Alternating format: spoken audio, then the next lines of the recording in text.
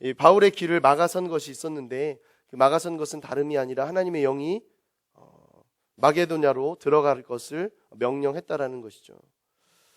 자신이 준비한 것을 자신이 대비하고 이제 실행에 옮기기만 하면 되는 것들을 떠나려고 했었던 이 바울의 2차 전도 여행 가운데 발길을 돌려서 이제 마게도냐로 향하게 돼서 이제 첫 성인 빌립보 성에 도착하게 되었다라는 것이죠. 빌립보는 바울이 사실은 준비했던 지역이 아니었습니다. 대비하고 준비를 했던 곳이 아니었기 때문에 사실 무엇을 해야 될까, 어떻게 해야 될까 바울이 잘 알지 못했을 그때였습니다. 바울이 빌립보 첫 성에 들어갔을 때 귀신 들린 여종 하나를 고쳐주었습니다. 복음을 전하고 그 귀신 들린 여종을 고쳐주었다가 바울이 겪게 되는 것은 무엇이냐면 고발을 당하게 되었다는 것이죠. 고발을 당하고 이제 정말 죽을 만치 두드려 맞고 엄청나게 두들겨 맞고 지하 깊은 감옥 속에 투옥이 되게 됩니다. 그곳에서 이제 하나님께서 빌립보 감옥에 갇혀 있었던 바울을 꺼내 주십니다. 극적으로 기적적으로 그곳에서 탈출시켜 주셔서 빠져나오게 됩니다. 빠져나온 이후에 데살로니가 지역으로 옮겨가게 되어서 그곳에서 이제 복음을 계속해서 전파하던 것을 진행하고 있었습니다. 그런데 데살로니가에서 또 전도를 하고 있을 때 바울을 괴롭히던 사람들이 막 일어나는 거예요. 복음을 전하고 있는데 불량스러운 사람들이 찾아와서, 비류들이 찾아와서 바울을 괴롭히고 쫓아내게 되는 것이죠. 그때 이제 그가 베레아라는 곳으로 다시금 도망갑니다. 베레아로 도망쳐서 그곳에서 또 여전히 복음을 전하게 되는 것이죠. 복음을 전했는데 베레아라는 곳에서 복음을 전하고 있을 때 데살로니가에서 자신들을 괴롭혔던 사람들이 베레아까지 쫓아와서 또 괴롭히게 되는 거예요. 결국 아테네까지 도망갑니다. 쫓겨가서 그곳에서 이제 철학과 또 여러 우상들이 있는 이 아테네를 보고 바울은 거룩한 분노를 일으킵니다. 그것을 표출하죠. 그러나 그곳에서 역시 복음을 전하다가 결국에는 반대자들에 의해서 쫓겨가게 된다는 것이죠. 쫓기는 것에 그치는 것이 아니라 이제 자신들이 함께했던 그 전도 여행의 일행들과 이 바울은 따로 떨어져서 스스로는 이제 고린도로 가게 되었다라는 것이죠. 바울이 전도 여행을 하게 되면서 이제 이 복음의 전파를 하는 이 사역을 진행하게 되면서 처음으로 이제 혼자가 되었던, 홀로 되었던 곳이 바로 고린도 지역입니다. 이제 떨어지고 나서 고린도에서 이제 바울이 겪게 되는 일이 바로 오늘의 본문, 겪게 되는 일의 시작이 바로 오늘 본문의 이야기입니다. 제가 한번 쭉 훑어드렸지만 전도 여행, 이 바울이라는 사람이 전도 여행을 하게 된 경로를 우리가 한번 지금 쭉 본 것입니다. 특별히 이 고린도에서의 바울을 통해서 우리가 알아야 될 것이 무엇인지에 대해서 나누기를 원합니다. 따라해 보겠습니다. 쫓기는 인생에서 쫓는 인생으로, 쫓기는 인생에서 쫓는 인생으로. 고린도 지역으로 어쨌든 복음을 전하다 어쨌든 혼자 되었지만 고린도 지역으로 바울은 혼자 들어오게 되었습니다. 그런데 이 고린도 지역으로 들어온 바울이 얼마나 힘들고 어려웠는가. 고린도전서는 이제 고린도 교회에 쓴 바울의 서신이죠. 이 고린도전서 2장 3절에 보면 바울이 고린도 교회에 그렇게 이야기하는 것을 보게 돼요. 내가 여러분에게 갔을 때 나는 연약하고 두렵고 떨리는 가운데 있었습니다. 자신이 고린도 지역에 갔을 때의 상황을 나중에 이제 고린도 교회 사람들에게 이야기를 하는데 나는 연약하고 두렵고 떨리는 어떤 그런 상태에 공포심이 가득 찬 상태로 내가 고린도 지역에 들어갔다라고 고린도 교회에 이야기를 하고 있었다는 것이죠. 바울의 경험을 통해서 우리가 알아야 될 것이 있습니다. 그것은 무엇이냐면 이 고린도라는 곳이 바울에게 있어서 너무나 힘들고 어렵고 아픈 곳이었다라는 사실이에요. 바울은 원래는 사울이었죠. 사울은 사도행전 9장에서 다메섹으로 예수를 믿는 자들을 괴롭히기 위해서 다메섹으로 올라가던 그 길에서 다메섹 도상에서 예수님을 만났어요. 예수님을 만난 이후로 그가 변화되었습니다. 변화된 이후로 예수님을 따라서 복음을 따라서 그 복음을 증거하면서 살아가려고 했어요. 복음을 따라서 살아가려고 했던 이 바울의 인생이 평탄치가 않은 것이죠. 굉장히 힘들고 어렵게 살아갔어요. 한쪽에서는 변절자라는 소리를 듣는 거예요. 또 다른 편편에서는 간첩이라는 오해를 사는 것입니다. 네가 우리와 함께 예수를 믿는 자들을 핍박하던 바울이었는데 네가 감히 우리를 배신하고 예수 믿는 자들을 옹호하고 네가 예수를 전하고 다니느냐. 또 예수를 믿는 자들로 하여금 언제 저 녀석이 돌변해서 우리 안에 들어와 있다가 돌변해서 우리의 명단을 가지고 우리를 괴롭힐지 모르기 때문에 저 녀석을 조심해야 된다. 저 녀석은 첩자이다. 이런 소리를 들으면서 복음을 전하면서 살았지만 늘 힘들고 어려운 상황 가운데 놓여져 있었다라는 거예요. 예수님을 만났습니다. 예수님을 만나고 복음을 들고 떠났어요. 복음을 들고 떠나고 그 복음을 전하면서 살았지만 오늘 말씀, 이제 18장 이전까지의 말씀, 전도여행을 떠난 바울의 모습을 보면 늘 쫓기는 인생이었다라는 거예요. 돌에 맞아가지고 거의 죽다 살아나서 도망쳐서 또 어느 성에 가면 복음을 전하는 거예요.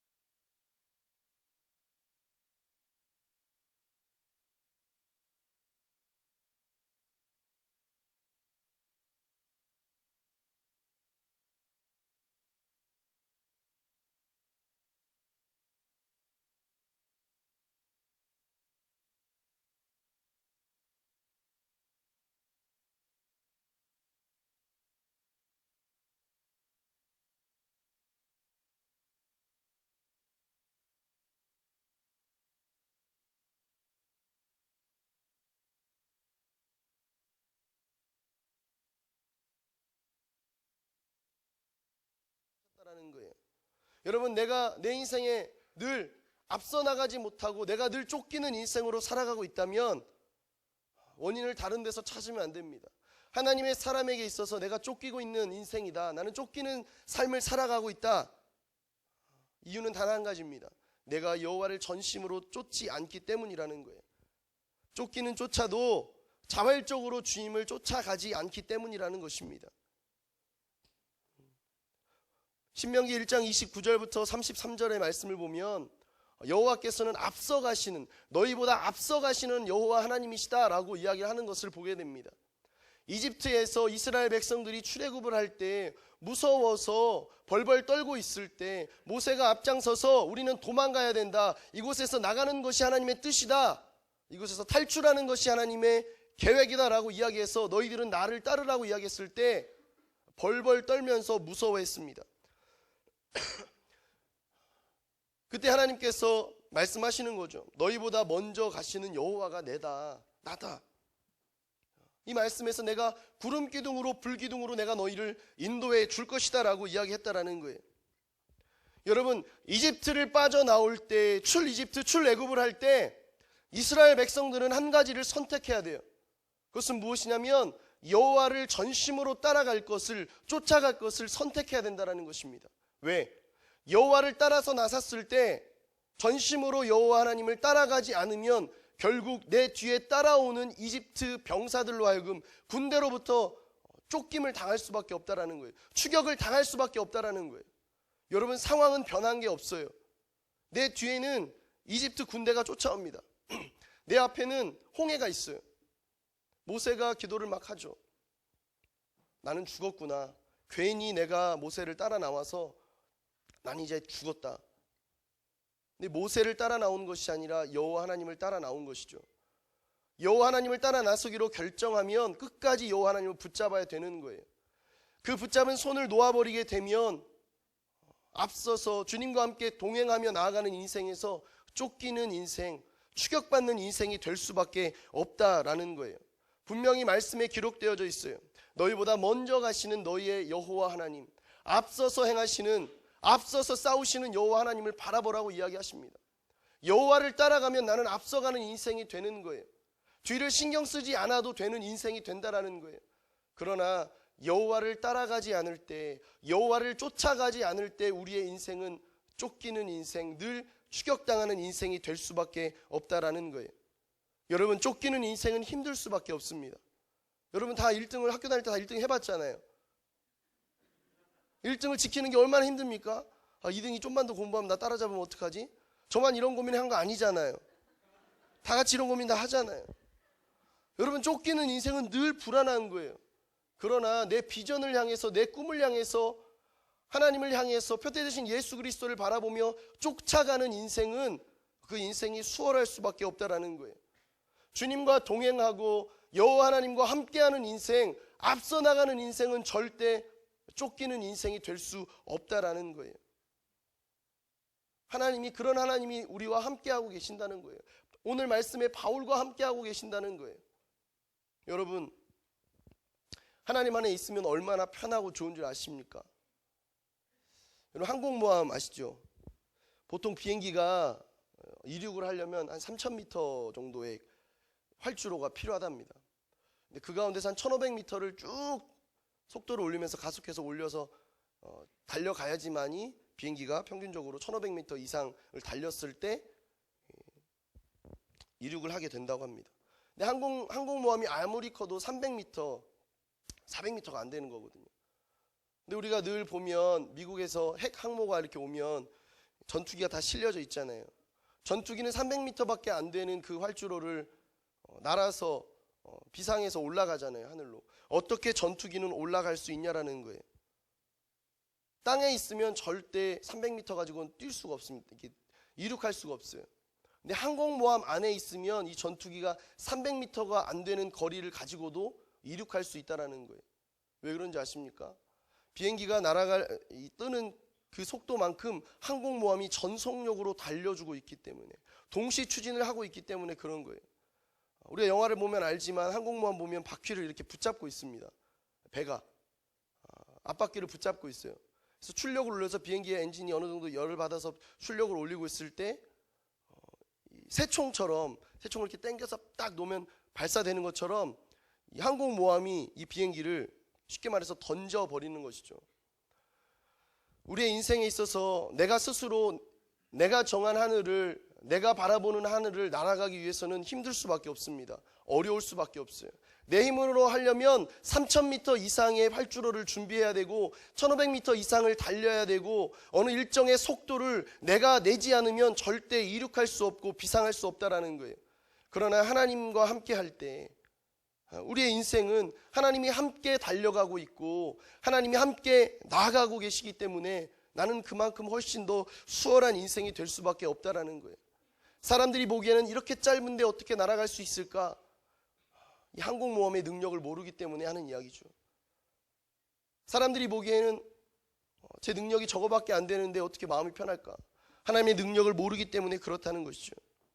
여러분, 우리의 인생이 때로는 이럴 때 있어요. 내가 온 힘을 다해서 막 앞서가려고 노력해요. 그러나 결국에 쫓기는 인생이 되거나 비상하지 못하는 인생이 될 때가 있다는 거예요. 그러나 우리는 안심해도 괜찮습니다. 왜? 항공모함에 탑승하고 있는 전투기처럼 우리의 인생도 여호와 하나님 안에 들어가 있으면, 여호와 하나님의 손에 붙잡혀 있으면 우리는 아무 걱정할 것이 없다라는 거예요. 언젠가 내가 뜰 때가 되면 하나님이 쏴주신다는 거예요. 내가 비상하고 이륙할 준비가 되어 있으면 하나님이 비상할 수 있도록 해주신다라는 것입니다. 쫓기는 인생이 되시겠습니까? 아니면 쫓는 인생이 되겠습니까? 쫓는 인생보다 더 앞서서 행하시는 여호와 하나님과 동행하는 여러분의 인생이 되기를 간절히 소원합니다. 우리 1절부터 4절의 말씀 우리 한번 같이 봅시다. 1절부터 4절의 말씀 시작. 그곳에서 그는 아굴라라는 유대 사람을 만났습니다.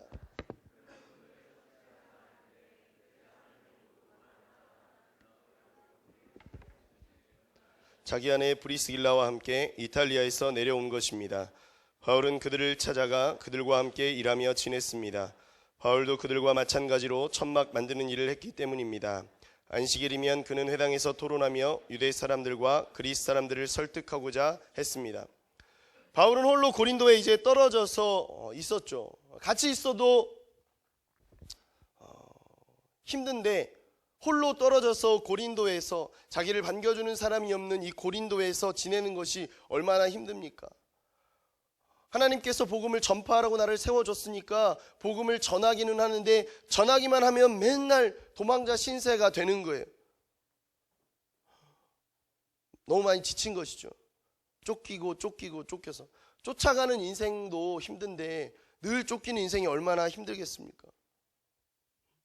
그런데 여러분, 이 고린도라는 곳이 도망자 바울에게 있어서 안 좋은 땅만은 아니었다라는 거예요. 이 고린도라는 곳은 바로 바울의 인생이 바뀌고 가치관이 바뀐, 믿음이 바뀐 그런 땅이었다라는 거예요.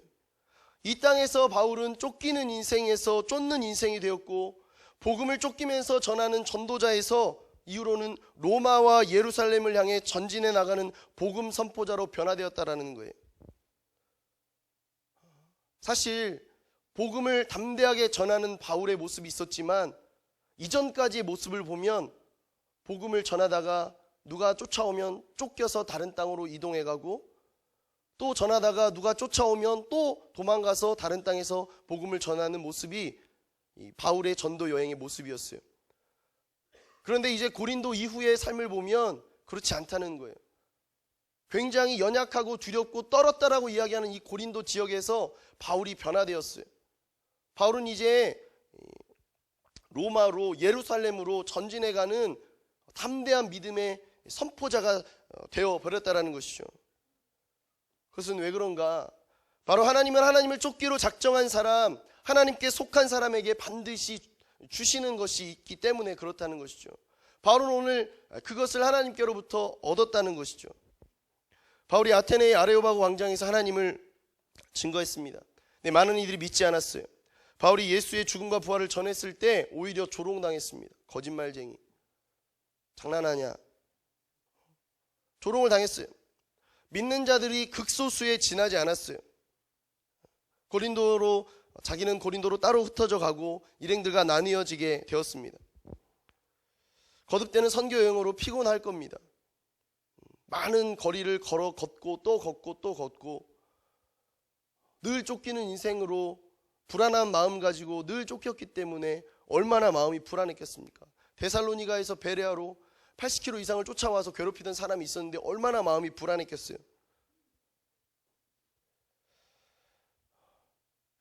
거듭되는 선교여행에서 몸과 마음이, 믿음이 다 상해 있던 이 바울에게 하나님께서는 이 고린도 지역에서 동역자를 붙여주십니다. 그 동역자의 이름은 누구였냐면 바로 아굴라와 브리스길라 부부였다라는 것입니다. 아굴라와 브리스길라는 이 고린도에서 천막을 만들어서 파는 사람이었어요. 바울은 이제 자기 일행과 흩어졌기 때문에 혼자 돌아다녀야 됐어요. 그리고 전도 여행을 하는 데 있어서 일정 금액을 자기가 스스로 벌어서 충당을 해야 되는 상태였어요. 근데 이 고린도에서 이 아굴라와 브리스길라를 만났는데 바울도 천막을 제조해서 파는 천막 장사였습니다. 함께 만나서 일을 하게 된 것이죠. 근데 이 부부를 통해서 바울이 위로를 받게 되었어요. 사실 이 부부도 그렇고요, 바울도 그렇고 결국에 쫓겨나서 어쩔 수 없이 먹고 살기 위해서 고린도로 온 사람들이었습니다. 이 아굴라와 브리스길라 말고도 많은 사람들이 이 고린도 지역으로 왔어요. 왜 그러냐면 오늘 말씀을 우리가 보았지만 2절 말씀에 유대 사람들은 모두 로마를 떠나라는 글라우디오 황제의 칙령 때문에 얼마 전 자기 아내 브리스길라와 함께 이탈리아에서 내려온 것입니다. 이 아굴라와 브리스길라가 이렇게 되어 있는데, 당시에 로마에서 글라우디오 황제의 칙령을 내려서 유대인들은 다 나가라고 그런 거예요. 자기 집과 모든 것을 다 뺏기고 다 쫓겨난 것입니다. 근데 이 고린도 지역으로 왔는데 이 고린도 지역이 무역이 굉장히 많이 활발하게, 경제와 정치와 문화가 굉장히 활발했던 지역이었기 때문에 이 사람들이 돈을 벌기 위해서 이 고린도 지역으로 모여들었습니다. 돈을 벌기 위해서 이 고린도 지역으로 한꺼번에 많은 난민들이 쏟아졌기 때문에 사실은 천막 장사를 하면 돈벌이가 잘 되는 거죠. 근데 이 아굴라와 이 브리스길라가 천막을 만들어서 바울과 함께 동역해서 이제 만들기 시작했어요. 근데 이 아굴라와 브리스길라의 인생을 보면요, 아볼로라는 사람 들어보셨죠? 아볼로. 나는 심었고 아볼로는 물 주었으되 오직 자라나게 하시는 여호와 하나님이시다. 이 말 들어본 적 있죠? 고린도전서 3장에 나오는 말씀인데 거기에 등장하는 이 아볼로. 근데 이 아볼로를 누가 교육시켰냐면요, 브리스길라와 아굴라가 가르쳤다라는 거예요.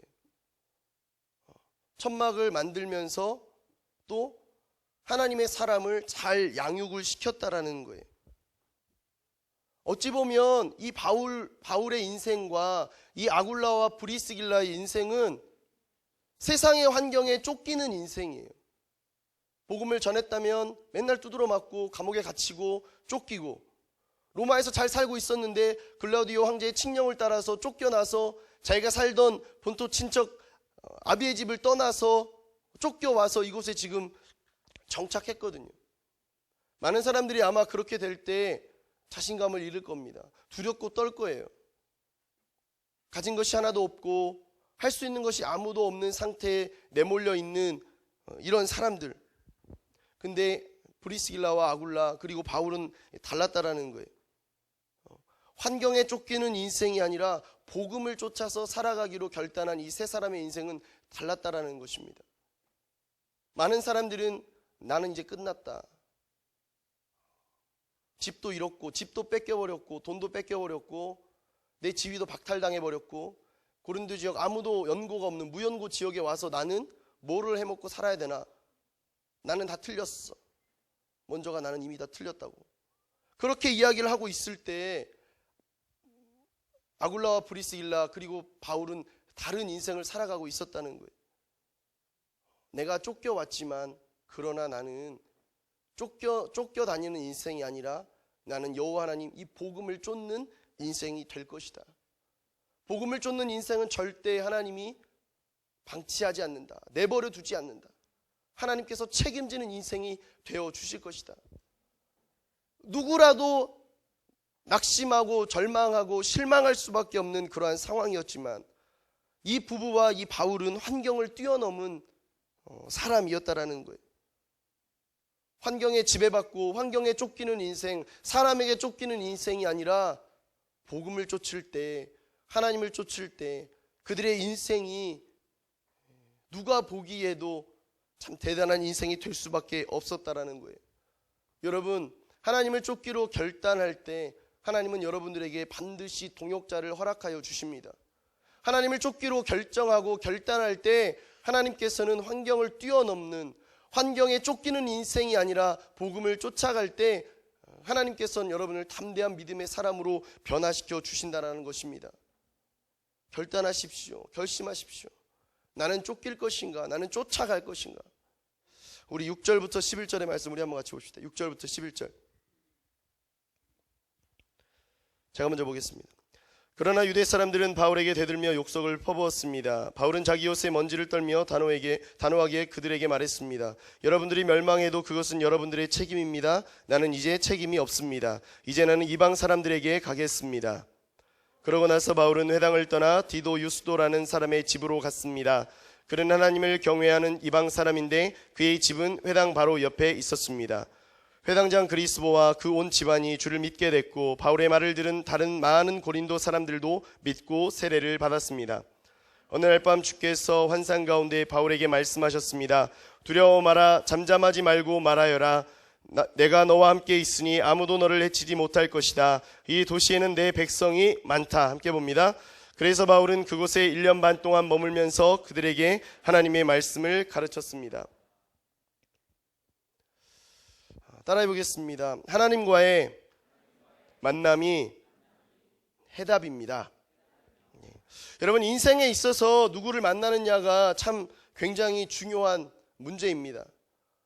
친구 따라 강남 간다는 말도 있고, 친구 따라서 뭐 이렇게 재상이 되기도 하고, 나의 신분이 바뀌고 나의 어떤 환경이 바뀌는 것을 이 만남이라는 것이 굉장히 많이 좌지우지한다라는 것이죠. 아볼로나라는 사람은 브리스길라와 아굴라를 만난 후에 그의 신앙이 더욱 충만해졌습니다. 그리고 그가 이방 선교에 굉장히 많은 영향력 있는 그러한 사람이 되었다라는 것이죠. 여러분, 제가 하나님과의 만남이 해답이라고 이야기했는데, 아굴라와 브리스길라는 사실 쫓겨나서 이곳에 정착한 사람이었어요. 그런데 아굴라와 브리스길라가 선택한 것은 무엇이냐면 복음을 붙잡기를 선택했고 복음을 쫓아갈 것을 선택했어요. 그리고 삶의 자리에서도 여전히 예배자로, 여전히 하나님의 사람으로 살아갈 것을 결단했다라는 거예요. 오늘 본문에 보면 핍박받고 해방받는 바울에게 하나님께서는 만남의 축복을 준비해 놓았어요. 7절에서 디도 유스도라는 사람을 읽고 또 8절에서 그리스보라는 사람을 만나게 됩니다. 분명한 것은 말씀을 보다 보면 하나님께서는 반드시 어려울 때, 괴롭고 힘들 때 인생에 있어서 만나야 되는 굉장히 중요한 사람, 그 만남의 축복을 허락해 주신다라는 거예요. 그러나 디도 유스도를 만난 것, 회당장 그리스보를 만난 것이 만남의 축복의 전부가 아니었다라는 것이죠. 바울은 힘들고 어렵고 두렵고 떨었던 이 고린도에서 누구를 만나는가? 환상 가운데 직접 찾아오신 하나님을 만나게 되었다라는 거예요. 오셔서 말씀을 주셨다라는 거예요. 두려워 마라, 잠잠하지 말고 말하여라. 내가 너와 함께 있으니 아무도 너를 해치지 못할 것이다. 이 도시에는 내 백성이 많다. 어떠한 경우도 두려워하지 말고 네가 말해야 될 것을 말하라고 그렇게 이야기하고 있다라는 거예요. 이미 내가 나의 백성을 이 성 가운데 이미 많이 준비해 두었다라는 거예요. 너는 말만 하면 된다라는 거예요. 전하기만 하면 된다라는 거예요. 두려워할 필요가 없고 잠잠해서는 안 된다고 그렇게 하나님께서 환상 가운데 찾아오셔서 말씀하셨다라는 거예요. 여러분, 주일에만 3시부터 수모임 끝나는 7시까지 여러분은 크리스찬으로 살아갑니까? 아니면 삶의 자리에서도 여전히 하나님의 사람으로 살아가고 있습니까? 우리가 삶에서 예배자로, 삶에서 여전히 하나님의 사람으로 거룩함을 지키며 살아가야 되는 이유는 바로 이것입니다. 삶의 자리에서도 비록 브리스길라와 아굴라 그리고 바울은 천막을 지으면서 근근히 살아갔지만 여전히 하나님의 사람으로 살아왔다라는 거예요. 여전히 하나님의 사람으로 예배자로 살아왔던 바울, 하나님께서는 바울을 반드시 찾아오셨다라는 거예요. 우리가 하나님을 만나야 하는 이유가 있습니다. 왜? 하나님은 이미 나를 위해서 다 준비해 두셨기 때문에, 나를 위해 예비해 두셨기 때문에, 기도를 통해서, 삶에서의 예배를 통해서 하나님의 계획을 바라보아야 됩니다. 하나님께서 우리에게 제공해 주시는 만남과 힘을 얻어야 된다라는 것입니다. 우리에게 예배해 주신 축복을 받아서 누려야 된다라는 것입니다. 여러분, 구원받은 하나님의 사람입니까? 여러분들은? 네. 이렇게 되면 여의도역에서 신천지한테 다 끌려갈 거예요. 다시 물어봅니다. 여러분은 구원받은 하나님의 백성입니까? 구원받은 하나님의 백성입니까?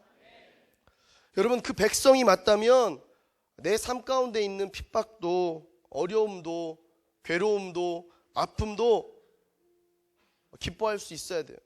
감사할 수 있어야 됩니다. 고통의 시간은, 핍박의 시간은 나에게 있어서 아무런 의미가 없는 시간이 아니라 내 믿음이 단단해지는 시간이기 때문에 그렇다는 거예요. 하나님을 만날 수 있는 시간이 되기 때문에 그렇다는 거예요. 목사님, 내가 당하는 환난과 핍박은 목사님이 생각하는 것과 목사님이 상상하는 것 그 이상인데요. 압니다. 그러나 우리에게 허락되어지는 그 핍박, 우리에게 놓여져 있는 그 모든 어려움들, 그 고통과 핍박이 문제가 아니라 지금 그 시간을 통해서 하나님이 나에게 찾아오고 계신다는 것을 우리가 발견해야 된다는 거예요. 내 믿음이 점점 단단해지고 있는 상황인 것을 우리가 발견해야 된다는 것입니다. 내가 억울한 일을 당해서 하나님께 핍박당하고 고통을 당하는 것이 아니라 내가 제자의 길을 걸어가고 있다라는 것입니다. 내가 복음을 전하고 하나님의 말씀대로 살았는데 고통이 있고 어려움이 있고 아픔이 있다면 여러분 기뻐하십시오. 왜? 내가 잘하고 있기 때문에 사탄 마귀들이 나를 괴롭히는 거예요. 나를 어렵게 포기하게 하려고 나를 괴롭히고 있다라는 거예요. 나는 억울한 일을 당한 것이 아니라 제자의 길을 걸어가고 있는 것입니다. 나는 억울한 길을 걸어가는 것이 아니라 하나님께서 내게 주어진 길을 걸어가고 있다라는 것입니다. 여러분, 날마다의 삶의 자리에서 주님을 만나십시오. 주님께서 허락해 주시는 동역자들을 만나십시오. 그리고 세상에 쫓기는 인생이 아니라 여호와 하나님을 날마다 쫓아가는, 부르심의 상을 따라 날마다 쫓아가는 거룩한 예배자들이 되어지기를 간절히 소원합니다. 우리 기도하며 나아갑시다.